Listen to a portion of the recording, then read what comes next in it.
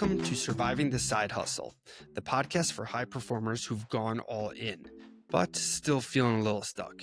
I'm your host, Rob Tracy, coach, speaker, and creator of the Prime Performance Process. If you're a solopreneur, small business owner, or just launched your side hustle and you're tired of grinding with no momentum, this is for you. Every week, we bring you guests that have broke the code, generated momentum, and finally got unstuck. And we're diving into their stories, their struggles, and their secrets to generating massive momentum in both their personal and professional lives. We don't do fluff here. We do frameworks, real talk, and share the kind of insights that get you unstuck for good. Welcome, and let's get rolling.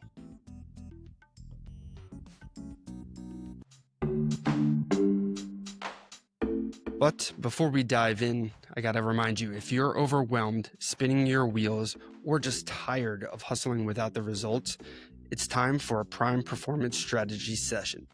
In this free call, we'll zoom out on your life and business, identify the real reason you're feeling stuck, and build a game plan to help you reclaim your confidence, energy, and gain some clarity so you can get back to doing what you set out to do.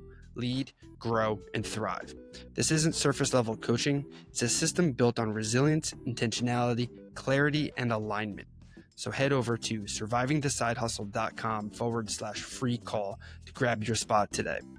Again, that's survivingthesidehustle.com/free call. Let's get going and help you look good, feel good, and do great things.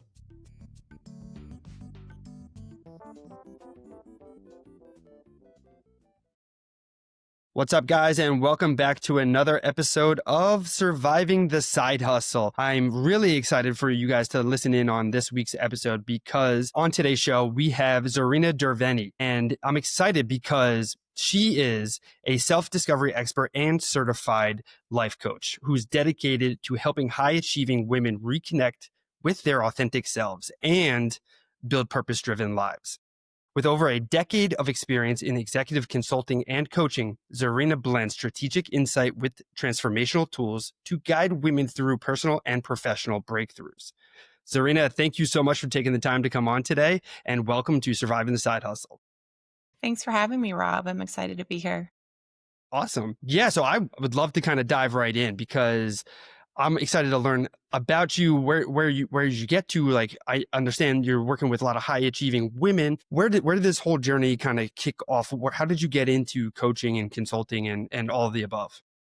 Yeah, so I guess it started like most millennials. We were all encouraged to go to school and get a good paying job. So that was kind of my journey. I had studied law and business and a bit of corporate communication in school, and then started my first big job in my early 20s. And the moment I started, I remember having this inner voice tell me, like, is this really going to be your life? Like, you're going to be that 9 to 5 person, like putting in obviously more hours if you want to do well.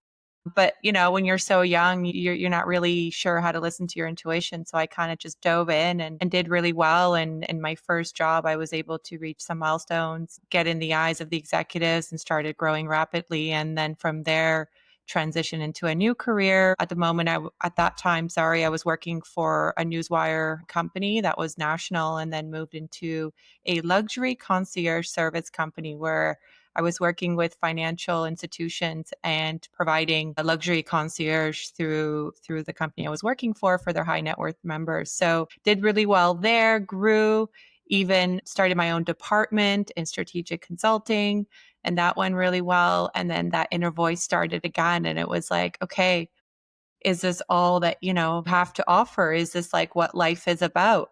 I think at that time I had gained confidence and I had proven results that I was able to do well, but I think I wasn't sure what I wanted to do. Like most people, right? You have this idea that you want to do more, but you're not clear what that more really means. So, this was during COVID time. The industry I was working for took a hit, obviously, during COVID with travel and dining and all those luxury services being down. Then I transitioned into my third career, which was for me one of my favorites to date, and worked for a SaaS startup company in loyalty currency. So did really well there too. And at that time, signed on a really high profile client, and that voice came back. And then I said, okay, no more. Like this has to stop. And it started every time I hit that 2 year mark, I would get that voice coming, and even in my sleep, it was talking to me. So I started to do some self discovery work. I started listening to actually a lot of podcasts with coaches. And I even did a Tony Robbins seminar. So I was serious. I mean, that's a pretty big investment. I was like, something's got to happen, and I needed support, and I needed to figure out my way. And then, throughout life, I do want to mention I was always kind of the coach with friends, family, even at work. So I think it was always a part of me that was natural. I just didn't know how I could monetize off that. That never kind of clicked in my head. But then, after listening to podcasts, reading books, this aha moment happened. And I kind of wanted to do the same thing that I was struggling with. And it's helping high achieving women really understand what their self identity is truly, like take away all the noise, take away all this state of performance where you're just kind of doing stuff and getting real and being authentic. So that's how I started my journey. I sat on it for 6 months. And then after I was still sure, I decided to take the leap and leave all the hard work and security that I had done to date to pursue and open my own coaching boutique. And then here I am years later, and honestly, never been happier, but never worked harder in my life that I have now. So it's been Yeah. exciting. Yeah, it's definitely terrifying at certain times and also very rewarding and exciting when you do take that leap. And I gotta admire you for diving in and just kind of jumping into it and learning kind of as you were going. And I'm interested to kind of dive into it a little bit more to kind of hear about your self journey for that, because I know I was in a similar situation where I was kind of starting to shift career kind of moves, and I was a strength and conditioning in my first career. And then I decided I was moving and there's more to just life than squats and deadlifts. So I was like, all right, I want to do something, but I'm definitely going to be a coach. I didn't know where I was going. So I had to go on my own journey, and I'm interested to hear about yours. Where did that kind of kick off? Yeah, so it's interesting now that I teach it and I can look back and see the phases of my journey. So I think most of us that are thinking or having that narrative in our head saying, is this all? Or could there be more? What do I do next? That's what I call the awakening phase. So that's when you're starting to question things and you're starting to feel some sort of misalignment.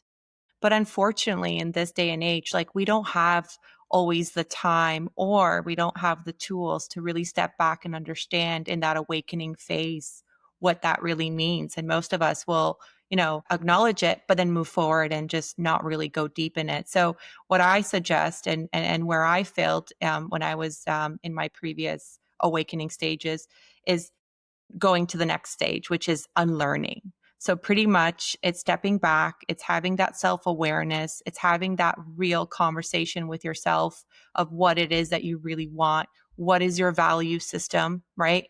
I think a lot of times I thought I knew what I valued, but doing the work and actually going through a whole value system exercise, I didn't really understand what I really valued. I think in my first decade in my career, my 20s, I was chasing significance, right? I just wanted to get like reach those milestones, get those status validation, and get money, right? I think like most of us, but I wasn't understanding really that that significance eventually would burn me out and it wouldn't really fulfill a truer purpose. So I had to go and really unlearn, and I think that's how I started my next transition into self discovery, is going through the unlearning stage subconsciously. Our mind is in the subconscious mindset 95% of the time. So you're repeating old patterns, old emotions, and all that, and you're not really using that rational thought. So the unlearning does require the conscious and rational thought. And that's how I was able to break free and really take the next step by unlearning old behaviors and really questioning my values and my beliefs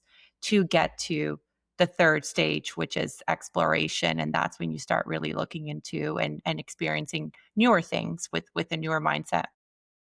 That's very cool, like structure and flow you have there. The exploration and having to, before getting there, the unlearning, because that's got to be pretty difficult for a lot of people, because you got to break those habits, you got to set those foundations. And I'm interested to kind of dive into a little bit more with that for you. But before we kind of dive too deep in, I got to ask you, like, what actually is self-discovery, because I just totally went over my head because I'm like, oh yeah, I understand. It's kind of like diving into learning a little bit more about myself. But I want to know, what's your definition of self-discovery?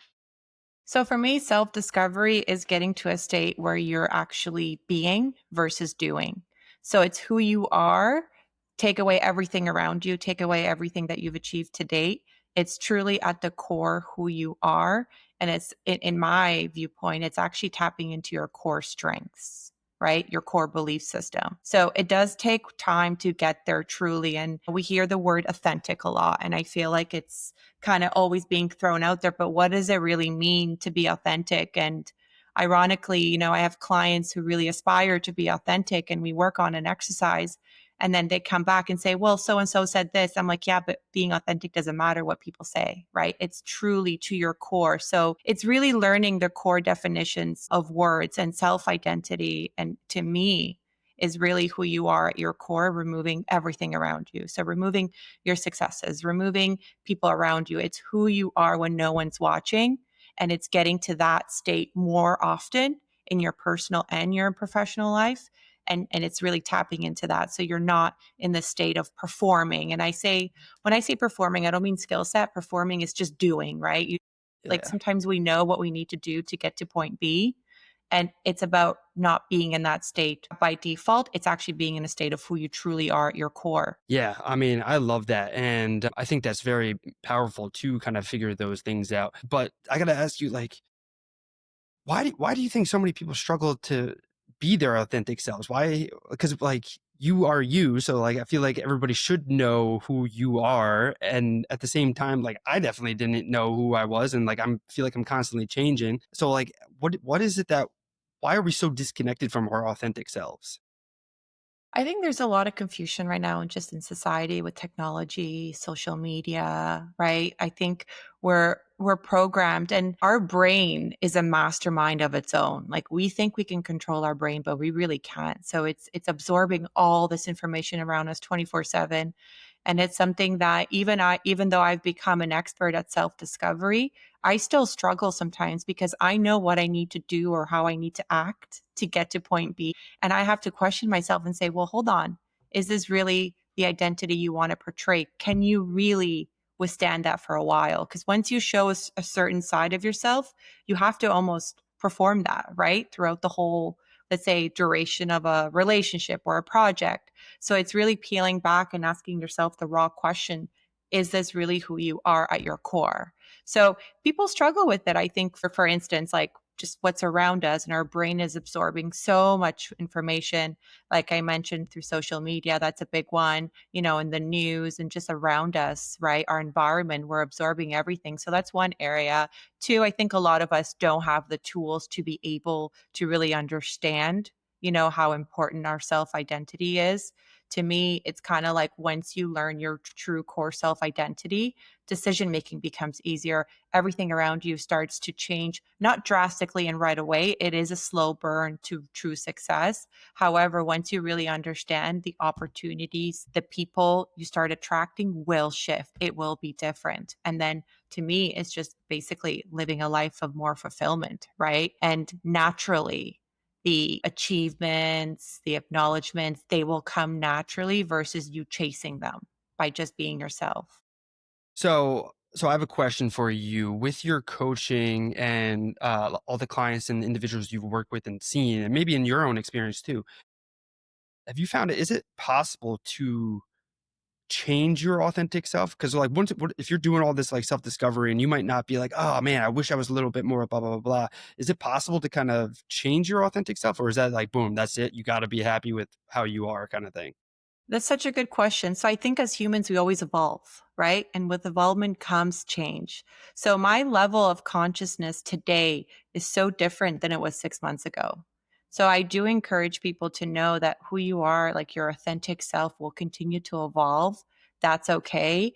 And the things that really remain important to you, like for example, like I value growth, right? That's one of my top three values. I also value connection. And my first value is contribution. So providing value, being of service. So that can remain. It's remained for several years till this day. But eventually, like something else might be my first value based on where my experiences are, where I am at that moment in life. And you evolve. But once you learn the tools and once you practice that muscle of understanding yourself at your core, that involvement becomes easier. You accept it easier and it just kind of integrates as part of you, that it's not a drastic change. It just becomes someone who you are. And me being someone who values growth, I know I'm going to continue to grow and evolve as a human. Yeah, unfortunately, with growth and evolution, it's usually some discomfort and some obstacles and challenges. When your journey, when you were kind of diving into all of this, did you have any hiccups in the road, or was it kind of like a smooth sailing journey on self discovery? It was messy. It was messy. So, as I was going through my self discovery journey professionally, I was also going through it in a relationship. So, you can imagine it was chaotic, but you often hear you need to go through the mess to experience true growth. And I hated hearing that at that time because when you are an intelligent person, you think you somehow have a superpower to bypass that, but you don't. You have to go through it. And that's why I teach intelligent women, or sorry, that's why I coach intelligent women, because I know what their brain is thinking and I can be there and guide them in a way that's effective for them. But it was messy. It was confusing. I promised myself that the next decision I would make for myself professionally, it would come from me. And that's why I kind of stayed with that idea of wanting to be a coach for 6 months to myself before I shared it, because it had to be something I truly believe. Because once you really believe something, you go for it. You don't care what anyone says, but you need to reach that clarity. And for me, my journey was making sure that I didn't have any influence and it was something I truly wanted to my core, and it was tapping into my intuition. So it was messy though, Rob. It Well, was messy, a lot of late nights. Yeah. I'm glad you stuck with it and you worked through it. And I appreciate all the impact and change that you're doing and providing value you're providing not only to me on this episode, but also to all your clients and the audience and everybody out there. But I am interested. So what does it kind of look like working with you? Is it just a lot of like deep diving into just like thinking, or like what does it look like to work with you? Yeah, so it starts with obviously what goals you have, right? There has to be an alignment of something that, both ways. Like you as a client feel comfortable working with a coach like me based on my expertise and even how we are, from a compatible perspective, right? So I have this very much so like reality mindset with focusing on strengths and getting results. So that's as a coach where I really focus. So I think the skill that I have is I have the ability to see reality and relate it back with compassion, because I don't want my clients to be living in this life of fluff, or this life where they're not maximizing their potential, but also understanding that their journey has to be a compassionate, self-serving journey. I am not there to save them. I'm just there to guide them. So I think that has to really resonate with what a client is looking for. And then on my end, I have to make sure that the goals that they have, I'm able to help them through achieve. So there has to be this kind of like interview process both ways that we see a fit.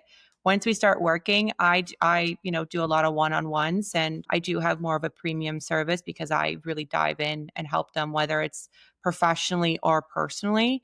They'll come to me for a specific problem.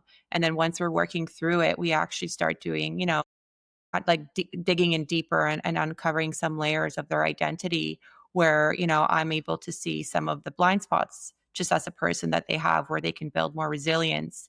And another thing that I do really well, and I'm so grateful, and I've gotten great feedback, is I'm able to see a client's true core skills.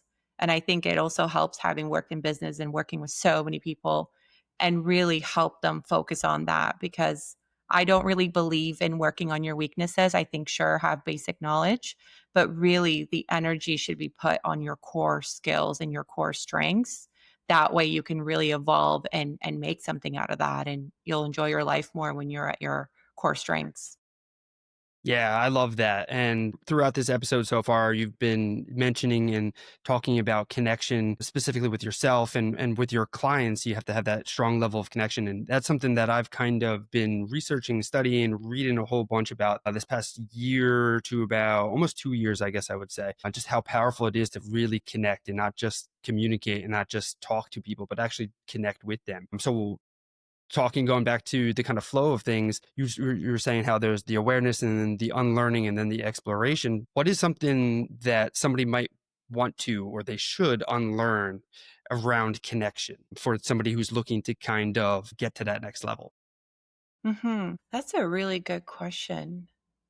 Wow. So to build connection, I always say this to build connection, if you could master communicating your needs, you will be winning at life, honestly. And this is both personally and professionally, but master it in a way from an emotional intelligence perspective, not from an IQ perspective. So I think to truly be able to build connection, you have to be able to give value and take value, right? I think kind of like a three-dimensional relationship. So, hey, Rob, I know you value this. I'm going to provide that for you. And then you know I value this. So you're going to provide that for me. So I think that's really where a true connection happens, both professionally and personally. But I think one thing that you need to maybe unlearn that I would say has been like a major blind spot for people is this idea of assumptions. So, we assume things. We, as humans, especially when we're adults, we pick up on behaviors, we pick up on communication cues. We think there are hidden messages, and there are most of the time, right? I'm not saying they're not, but to have that idea of assumption is actually something that can backfire in building a true connection. And kind of bringing back what I say, if you can master communicating your needs, so you avoid assumptions and you get to clarity, you really are going to master so many things at life and don't have to work as hard as most people who have that communication issue, which by the way, I still do have, right? So I'm still working on that. It's something that you really need to just keep practicing and getting comfortable with. Yo, what's up? Sorry for interrupting. It's me, Rob. If you've been listening and thinking, man, I just know I'm capable of so much more, but something's just really not clicking, well, I've got something for you. It's called the Prime Performance Personality Quiz. And in just a few minutes, you'll uncover what's actually slowing you down. So, whether it's a mindset block, energy drain, or a lack of clarity, this quiz is going to give you specific insights to help you build momentum again. Again, this quiz is free, fast, and honestly, freakishly accurate. So take it now over at survivingthesidehustle.com/quiz and stop spinning, start winning today.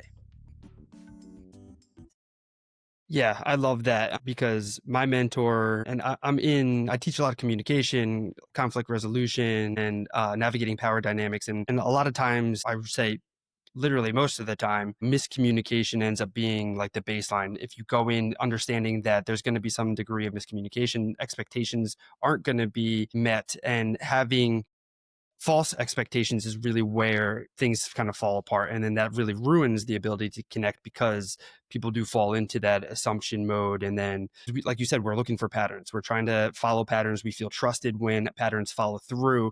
And if someone's not following a pattern or a perceived pattern, then that makes it much harder to connect. So I really love that you brought that up there and you shared that.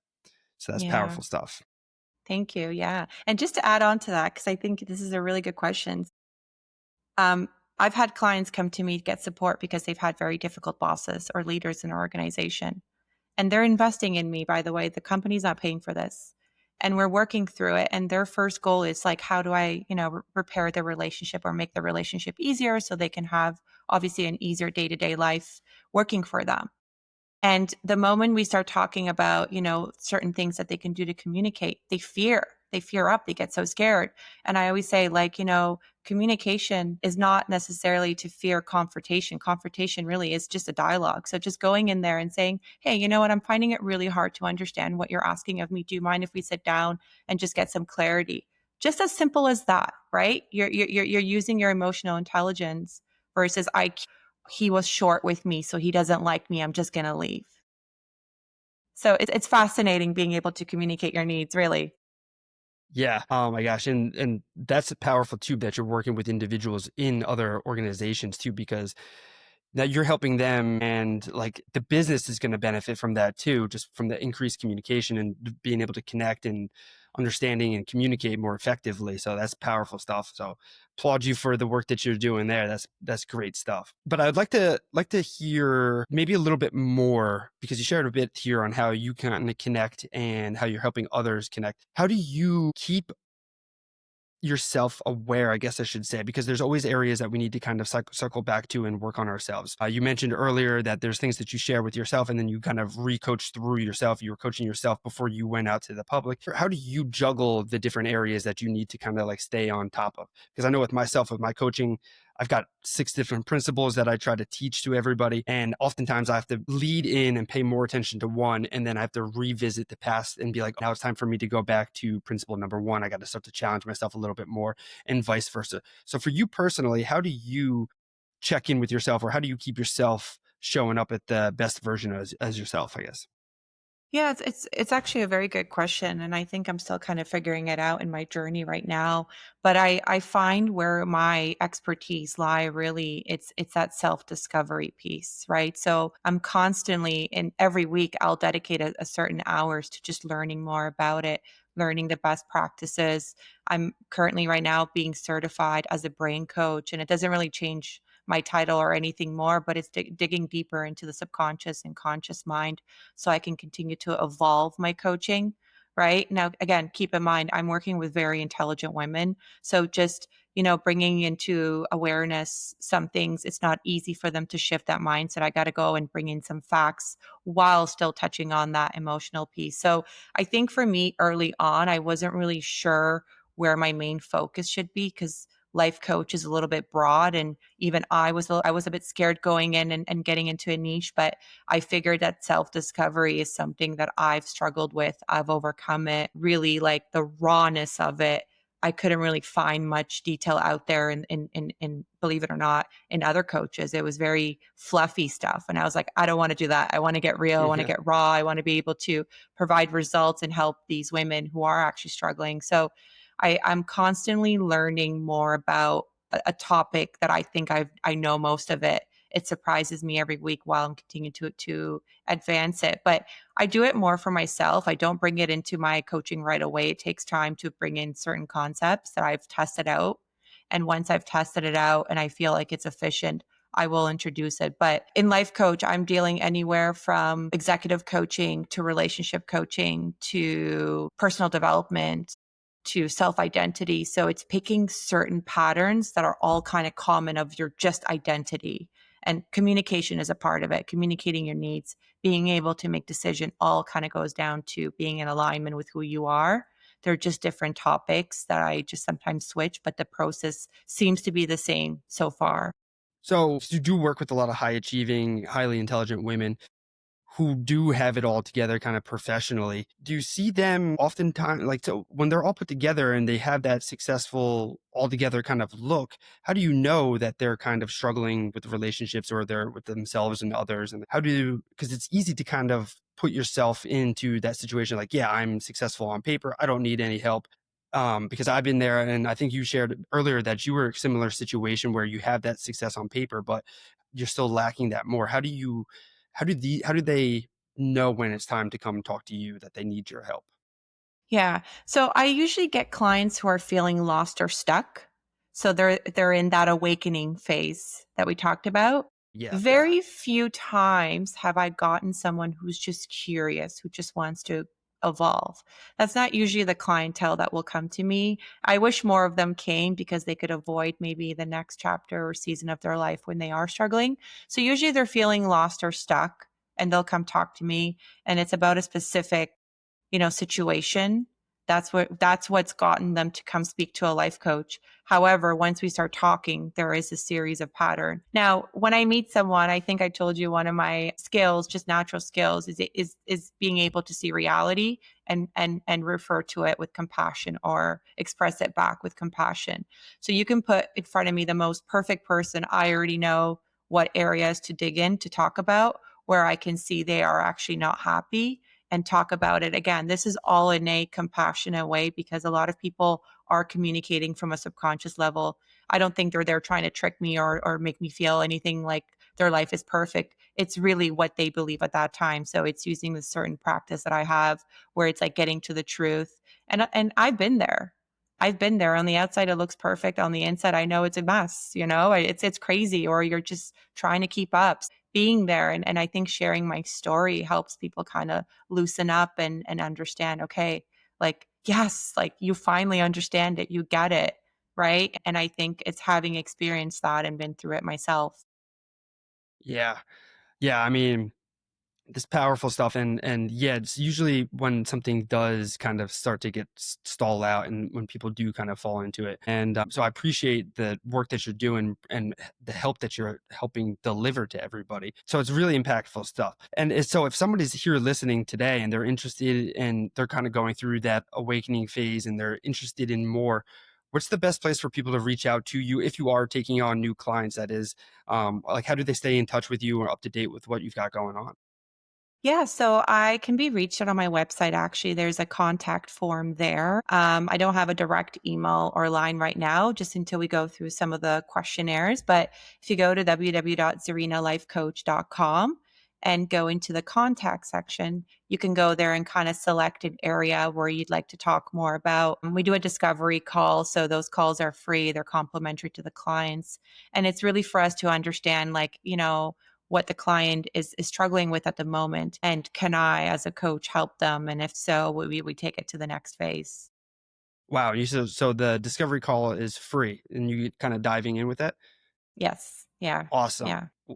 Wow, and could you repeat the website again? Sure. It's www.zerina. Wow, boom, free call, discovery call to kind of dive in and see where you're at and see if you're a good fit too. Can't thank you enough for giving that kind of offer out there. So I appreciate that. And then I really appreciate you taking the time to come on and sharing about your story and some of your insights and different techniques and things that you use to kind of help keep yourself grounded and continue to show up as a strongest version of yourself. So I know it's a busy day, a lot of projects and things going on. So I really do appreciate that and the time. But before I let you go, I got to ask you, if you were to boil all the lessons you've learned through your life and different experiences and the tips and tricks and strategies that you are currently using and implementing with a lot of clients, and you were to pick probably the most important or most valuable piece of information to share with a younger version of yourself, what would that advice be? Wow. I think it would probably be what I said earlier. If you can communicate your needs in an emotional, intelligent way, you will go so far in life. And I have to stand by that because I think it's a really big lesson that I wish more people knew the positive impact of it. And it really does tie down to emotional intelligence and being able to understand your emotions and the emotions of others. Wow, I love that because I mean, I'm going to butcher the quote, but it reminds me of the quote that's saying, like, if you can concisely and clearly write down the problem that you have, then it's our problem 50% solved already or something like that. So I think you I hit the love nail that. on the head with that. Like, just being able to communicate what you need is so important. So really appreciate you sharing that. Thank you so much. And thank you again so much for taking the time today. I really appreciate this episode. This is going to be a powerful one. I'm going to listen back myself a lot, and I know a couple of listeners too are going to do the same. Thank you so much, Rob. I really appreciate it. And I've enjoyed our conversation. We'll have to chat again soon.